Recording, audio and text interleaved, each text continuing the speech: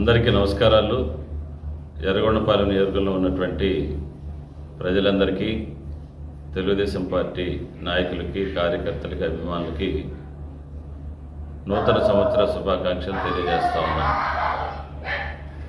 ఈ నూతన సంవత్సరంలో మీరందరూ కూడా ఆనందంగా ఉండాలని, క్షేమంగా ఉండాలని భగవంతుని నేను ప్రార్థిస్తూ, మీ అందరికీ కూడా 2025 సంవత్సరంలో మంచి జరగాలని, మీ పిల్లల భవిష్యత్తును మీరు తీర్చిదిద్దుకోవాలని,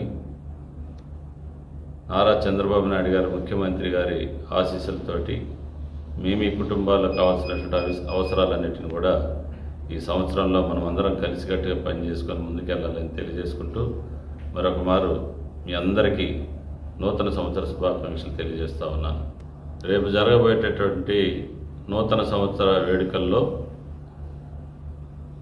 మన కార్యాలయానికి వచ్చే ప్రతి ఒక్కరు కూడా పూలదండలు, శాలువాలు, ఇవన్నీ బొకేలు తీసుకొని రాకుండా పేద విద్యార్థుల కోసం ప్రతి ఒక్కరు కూడా నోట్ పుస్తకాలు, పెన్నులు, పెన్సిళ్ళు, అట్టలు, ఇలాంటి ప్యాడ్స్, జామెట్రీ బాక్సులు, ఇట్లాంటి ఏదైతే విద్యార్థులకు అవసరమో వాటన్నిటిని కూడా గుర్తించి వాటి బదులు పూలదండలు, బొకేలు బదులు ఇవి తీసుకొని రావాల్సిందిగా నేను ప్రార్థిస్తా ఉన్నా.